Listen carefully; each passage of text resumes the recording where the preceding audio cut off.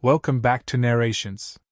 Tonight's story is loud, chaotic, heartwarming, and overflowing with family, the kind of movie that reminds us love doesn't always come neatly packaged.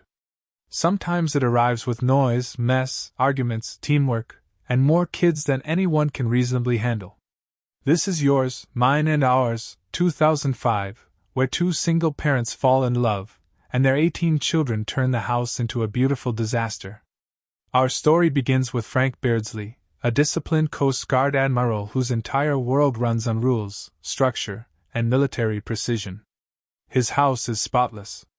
His schedule is flawless. His life is organized down to the minute. But beneath his crisp uniform and strict routines lies a heart still mourning the loss of his wife. He raises his 8 children with structure and order, charts, whistles, assigned duties, the Beardsley home running like a military base disguised as a family.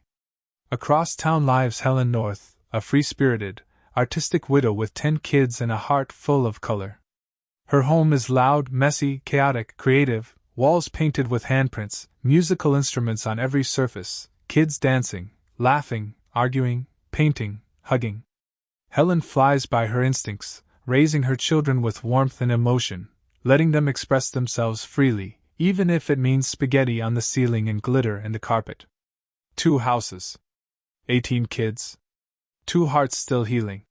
Frank and Helen cross paths at their high school reunion, older now, wiser, and both carrying years of memories behind their smiles. Helen arrives late, breathless, laughing, wrapped in color. Frank arrives early, polished and composed. When their eyes meet, a spark flickers, a soft, warm, familiar spark they didn't expect at this age, after so much loss. They talk. They reminisce. Old teenage memories soften into warm laughter. And before the night ends, something gentle, something hopeful, begins between them. Fast forward only a short time, and that spark turns into a whirlwind romance. Romantic dinners. Walks along the harbor. Talking about life, love, loss, and everything they've learned from raising so many children. Their chemistry feels easy, warm, nostalgic, comforting. And one rainy afternoon, swept up in the feeling they thought they'd never have again, Frank and Helen make a bold decision. They get married. Just like that. No long engagements. No endless planning. Just 2 older hearts choosing love because they've learned that life is too short not to. But the real story begins the moment they bring their worlds, and their 18 children, under one roof. The children, lined up like armies from 2 different planets, stare at each other in horror. Frank's kids, neatly dressed, standing tall, disciplined, look like they walked out of a military academy. Helen's kids, mismatched clothes, paint on their faces, instruments in hand, look like a traveling circus family that just crashed into the living room. Everyone begins shouting at once. What is that?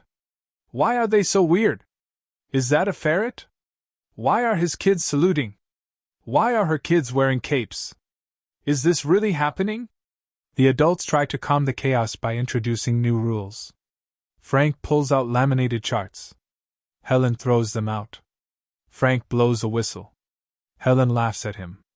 Frank insists on order. Helen insists on imagination. The kids split immediately into 2 rival groups, Team Beardsley versus Team North, and the house becomes a war zone of spilled juice, missing belongings, pranks, arguments, and too many people sharing too few bathrooms. And beneath all of that chaos lies one shared, unspoken fear. This new blended family isn't blending at all. Dinner becomes a battlefield. Helen's kids insist on eating wherever they want, on beanbags, the floor, or hanging off sofas. Frank's kids sit stiffly at the table in perfect posture, silently judging the madness around them. At bedtime, Helen's kids argue about stories and cuddles, while Frank's kids follow a rigid lights-out schedule that no one else respects. The 2 parenting styles collide on every front. Frank wants assigned chores. Helen wants creativity. Frank wants silence. Helen wants music. Frank wants structure. Helen wants feelings. But the only thing the kids can all agree on is this: they hate this arrangement. And soon, the 2 massive families begin quietly plotting to break Frank and Helen apart, convincing themselves that life was better before, even if it wasn't perfect. Meanwhile, Frank and Helen try to hold on to their marriage through the storm. They kiss in the kitchen while kids shout in the hallway. They whisper encouragement over the sound of breaking dishes. They try romantic dinners that end with someone crying in the next room. They love each other deeply, but the question grows louder: can love survive 18 conflicting personalities? Or will the chaos tear them apart? The turning point arrives when a prank war explodes full force. Paint spills. Laundry flies. Bedsheets turn into escape ropes. Pets run wild. Alarms go off. The entire house becomes a cartoon tornado of glitter, feathers, water balloons, and shouting children. Frank is horrified. Helen is overwhelmed. The kids are triumphant. The couple snaps, still loving each other, but exhausted. Frank quietly wonders if this was a mistake. Helen wonders if she can balance structure and freedom in a house that's bursting at the seams. And just when it seems like everything is falling apart, one more conflict, one more argument, one more disaster, will push this giant blended family to a breaking point that changes everything. Because sometimes, the only way to become a family is to fall apart first. Frank and Helen had just discovered that blending two massive families is harder than any military mission or artistic experiment. 18 kids. One house. Too many personalities. Too many arguments. And a prank war big enough to qualify as natural disaster footage. The house is chaos. The parents are overwhelmed. And the kids? They're silently, and not so silently, hoping the marriage crumbles. But deep inside that chaos is the seed of something they haven't realized yet. They're more alike than they think. The turning point arrives after one disastrous morning. Frank's charts get ripped off the wall. Helen's paint bottles explode across the hallway. Kids scream over the bathrooms. The laundry room floods. A ferret escapes and terrifies the Beardsley kids. Frank slips on a roller skate. Helen knocks over a tower of dishes. It's pure madness. Frank and Helen stand in the middle of the chaos, soaked, exhausted, heartbroken, and whisper the words they've been afraid to say aloud. Maybe we made a mistake. The words echo through the room. The kids freeze. And for the first time, the weight of what they've caused sinks in. That night, Frank moves his things onto the Coast Guard base temporarily. Helen stays home with her children. The house feels eerily quiet, too quiet for 18 kids. Frank's kids miss Helen's warmth. Helen's kids miss Frank's structure. The older ones feel guilty. The younger ones feel confused. And slowly, painfully, they realize they do want this family. Even if they don't know how to make it work. The kids hold a secret meeting, Beardsley's on one side, North's on the other, awkwardly facing each other like two rival nations forced into peace negotiations. Then Michael North, the oldest of Helen's boys, finally speaks. We did this. We pushed them apart. The Beardsleys silently nod. Dylan, one of Frank's strict sons, adds, We've been acting like enemies. But we're not. Not really. For the first time, the room softens. They want their parents back together. They want a family.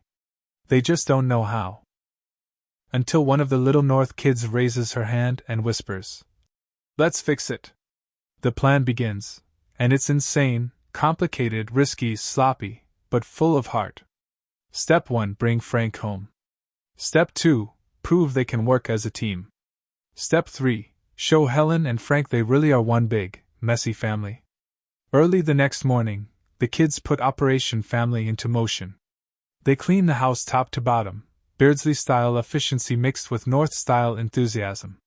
They cook breakfast together, chaos, mess, burn pancakes, but teamwork. They organize a surprise family day event at the Coast Guard base where Frank is stationed. They even convince some officers to help. When Helen arrives with her flock of children, expecting more arguing, she finds the base decorated with banners, artwork, and a chaotic but adorable celebration of their blended family. Frank appears in uniform, stunned by the surprise. He sees all 18 kids lined up, smiling nervously. Michael steps forward and says, We're sorry. We messed everything up. But we want to fix it. We want to be a family. The younger kids nod, eyes shining with hope. Helen wipes her eyes. Frank swallows hard. It's emotional. Unexpected. Beautiful. But the grand gesture isn't over.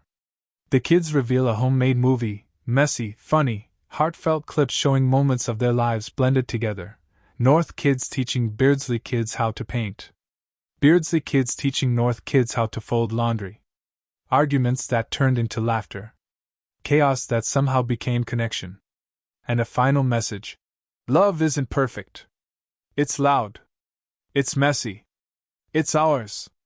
Frank and Helen look at each other, eyes softening, walls melting, love resurfacing. Frank takes Helen's hands and whispers, I don't want perfect. I just want you. Helen smiles through tears. And all 18 of them? He laughs. And all 18 of them. The kids cheer. But the final test arrives when a boating accident during the celebration sends one of the kids drifting away in a small vessel. Frank and his team jump into action instantly, and to everyone's surprise, Helen's kids help too. They throw ropes. They shout instructions. They work together, calmly, bravely united. And they save each other. Literally. Emotionally. Completely. Helen watches her children work alongside Frank's and realizes something powerful. Their family finally makes sense.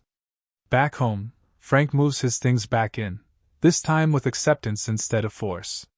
Helen rearranges the house to give everyone space to be themselves. The kids create a new chore system that blends order and creativity without choosing sides. The home is still noisy. Still chaotic. Still full of arguments and spilled cereal. But now, it's happy noise. Family noise. The noise of 18 kids who finally feel like siblings. The movie ends with Frank and Helen renewing their vows on the beach, kids cheering, sand flying everywhere, a wedding dress covered in footprints. Helen laughs. Frank smiles. And their huge blended family wraps around them in one giant, unruly hug. Because yours, mine, and ours isn't really about pranks or chaos. It's about love that grows bigger than our fears, families that don't look perfect, and the beautiful truth that home is not a place. It's the people who learn to love you loudly, messily, and unconditionally. If you enjoyed this narration, don't forget to like, share, and subscribe to Narrations, where heartfelt stories come alive with humor and heart.